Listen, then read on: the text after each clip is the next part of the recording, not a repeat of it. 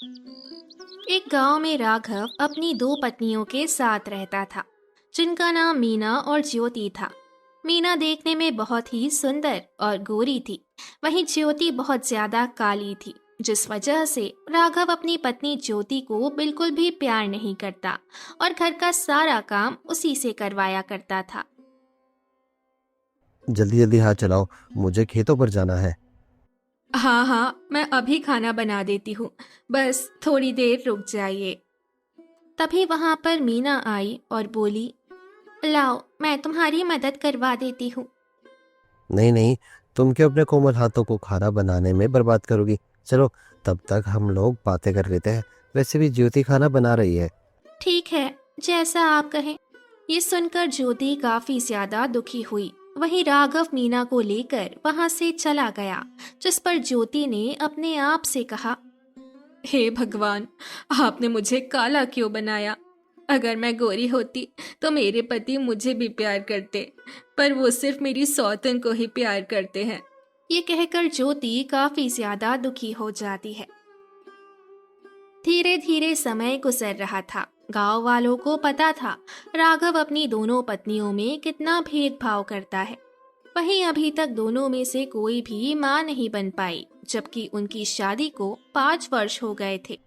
हे भगवान, मेरी पत्नी माँ क्यों नहीं बन पा रही। अजी पता नहीं मुझ में क्या दोष है। अरे तुम्हें कोई दोष नहीं है, तुम कितनी सुंदर हो। तुम चिंता मत करो, भगवान सब कुछ ठीक कर देगा। वही मां ना बनने की वजह से ज्योति भी काफी ज्यादा परेशान थी। हे भगवान, आखिर मैंने आपका क्या बिगाड़ा है। आप मुझे संतान सुख क्यों नहीं दे रहे, जिससे मैं अपने पति की लाडली बन सकूं। और एक दिन जब ज्योति नदी पर पानी भरने गई तो वहां पर उसे गांव की सीमा मिली और उसने ज्योति से कहा, अरे ज्योति बहन, पानी भरने आई हो। हाँ हाँ बहन, पानी ही भरने आई थी। अरे मैंने देखा है तुम पूरे दिन काम करती हो, जबकि मीना कुछ भी काम नहीं करती। तुम मुझसे कुछ कहती क्यों नहीं। क्या कहूँ बहन, आपको तो पता ही है मैं काली हूँ। इस वजह से मेरे पति मीना को ज्यादा प्यार करते हैं, क्योंकि वो गोरी और सुंदर है। तो क्या हो गया, राघव ने शादी तो तुमसे भी की है ना। मैं लड़ाई नहीं करना चाहती, एक ना एक दिन शायद उन्हें मेरी भी परवाह हो। मुझे लगता है तुम देखती नहीं हो, पूरा दिन राघव मीना से ही चिपका रहता है। ये सुनकर ज्योति और ज्यादा दुखी हो गई, क्योंकि सीमा सही कह रही थी। और फिर वो वहां से घर चली आई। घर आने के बाद ज्योति ने देखा राघव मीना के साथ ही बैठा हुआ था, जिसे देखकर वो और दुखी हुई और बोली, सभी गांव वाले सच ही कहते हैं, ये मुझे बिल्कुल भी प्यार नहीं करते। क्या काला होना कोई गुनाह है। ये कहकर ज्योति काफी दुखी हो गई।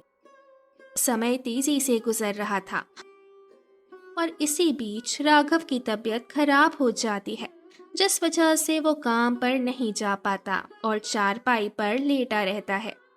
अजी, आपको क्या हो गया, अचानक से तबीयत कैसे खराब हो गई। पता नहीं, कुछ समझ में नहीं आ रहा। मैं दवाई भी खा चुका हूँ, कुछ फायदा नहीं मिल रहा। आप चिंता मत कीजिए, मैं हूं तो आपकी सेवा के लिए। हाँ हाँ, आप चिंता मत कीजिए, हम दोनों मिलकर आपकी सेवा करेंगे। अरे तुम देख क्या रही हो ज्योति, राघव के हाथ पैर दबाओ, तब तक मैं उनके लिए दवाई ले आती हूँ। हाँ हाँ, तुम जाओ। इसके बाद ज्योति राघव की सेवा करने लगी। समय के साथ उनके घर के हालात काफी खराब हो गए, क्योंकि राघव काम पर नहीं जा पा रहा, जिसे देखकर मीना काफी ज्यादा परेशान हुई और बोली, मैं इस तरह यहाँ पर नहीं रह सकती हूँ, क्योंकि अब हमारे घर में एक पैसा भी नहीं बचा है। मैं इस तरह कैसे गुजारा करूंगी। आप देख नहीं रही हैं, अभी हमारे पति की कितनी तबीयत खराब है। तो मैं क्या करूं, तुम्हें पता भी है अपनी सुंदरता को बनाए रखने के लिए मुझे कितने सारे प्रोडक्ट्स लगाने पड़ते हैं, और पैसा ना होने की वजह से मैं अपने शरीर की अच्छी तरह देखभाल भी नहीं कर पा रही। तुम चिंता क्यों कर रही हो। जब मैं ठीक हो जाऊंगा तो तुम खूब सजना संवरना। नहीं नहीं, मुझे तो अभी ही सजना संवरना है, और मुझे नहीं लगता आप ठीक होंगे। 2 महीने से ऊपर हो गए हैं चारपाई पर पड़े हुए, और अब मुझसे आपकी सेवा भी नहीं होती। मैं तो जा रही हूँ ये घर छोड़कर। ये तुम क्या कह रही हो? नहीं नहीं, तुम मुझे छोड़कर नहीं जा सकती। क्यों नहीं जा सकती हूँ? अब आप मेरे किसी काम के नहीं, इसीलिए मैं यहाँ नहीं रह सकती। ये आप क्या कह रही हैं? अभी हमारे पति की तबीयत खराब है और आप ऐसी बातें कर रही हैं। तो क्या हो गया? तेरा पति नहीं है क्या? मेरा अकेले का नहीं है और मैं अपने पति के साथ नहीं रहना चाहती हूँ। ये कहकर मीना वहाँ से चली गई, जिसे देखकर राघव काफी दुखी हुआ और बोला, हे भगवान, मुझे नहीं पता था। मैं जिस पत्नी को सबसे ज्यादा प्यार करता हूँ वो अपनी सुंदरता की वजह से मुझे छोड़कर चली जाएगी। अब मैं क्या करूँ? अपने पति को देखकर ज्योति ने उसे समझाया और कहा, अजी आप परेशान मत होइए, मैं हूँ तो, मैं आपकी बहुत सेवा करूँगी। इसके बाद ज्योति राघव की बहुत सेवा करने लगी, जिसे देखकर राघव को अपनी गलती का एहसास हुआ और उसने अपने मन में कहा, मैंने ज्योति के साथ बहुत गलत किया। ज्योति भले ही काली है पर दिल की बहुत ही साफ है। जबकि मैंने मीना को कितना प्यार किया और उसने मेरे साथ क्या किया।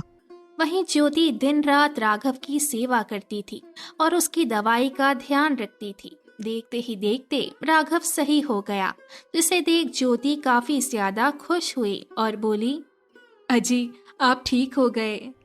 हाँ हाँ, ये सब तुम्हारी मेहनत का फल है ज्योति। मुझे माफ कर दो, मैंने तुम्हारे साथ बहुत बुरा किया। आप ऐसा क्यों कह रहे हैं? मुझे बहुत खुशी है कि आप ठीक हो गए। ये सुनकर राघव काफी ज्यादा खुश हो गया। तभी अचानक ज्योति बेहोश होकर गिर गई, जिसे देखकर राघव काफी ज्यादा परेशान हुआ। अरे ज्योति, क्या हो गया तुम्हें? ज्योति, ओ ज्योति। राघव को कुछ समझ नहीं आ रहा था और वो भागकर सीमा को बुला कर लाया।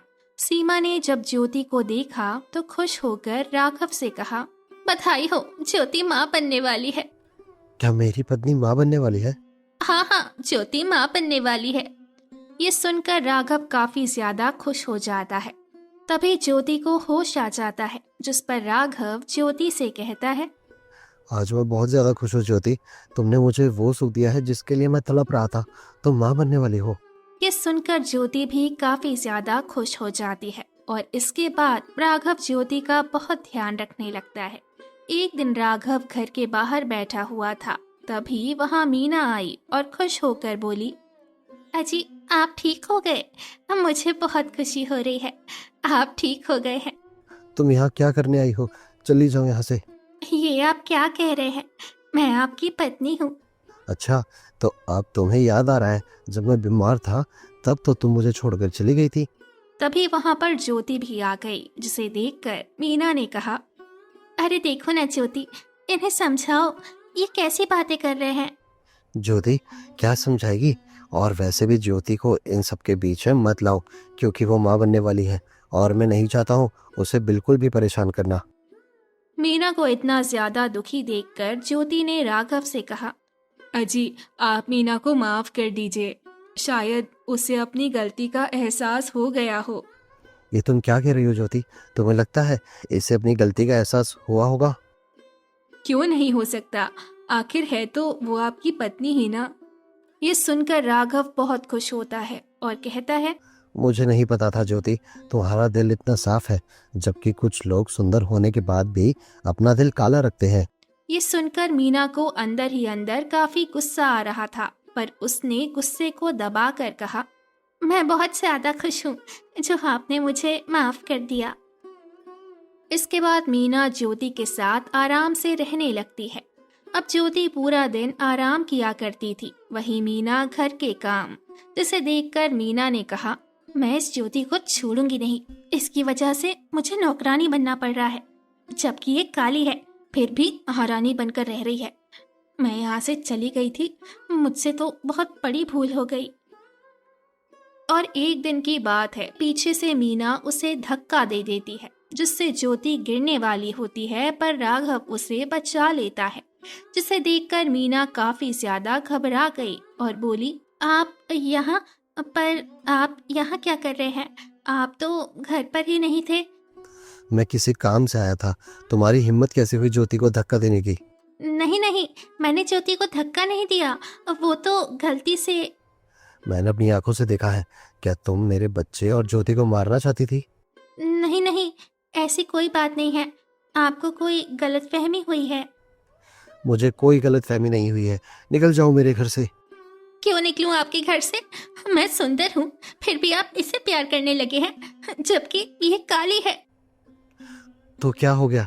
जब मुझे तुम्हारी जरूरत थी तब तो मुझे छोड़कर चली गई थी, तब मुझे ज्योति ने संभाला, इसीलिए अब मुझ पर सिर्फ ज्योति का हक है। नहीं, मैं इसे मार डालूंगी, मैं इसे जिंदा नहीं रहने दूंगी। इसकी वजह से मेरा सब कुछ छिन गया है।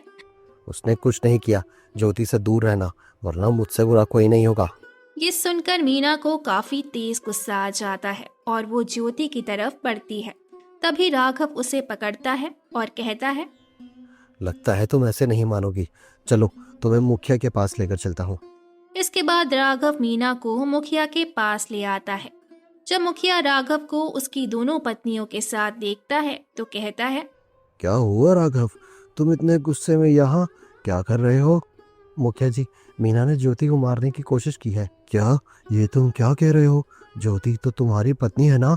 इसके बाद राघव मुखिया को सारी बात बताता है, जिसे सुनकर मुखिया भी काफी हैरान हुआ और बोला, ये मैं क्या सुन रहा हूँ मीना, तुम्हें इस गांव में रहने का कोई हक नहीं, निकल जाओ इस गांव से।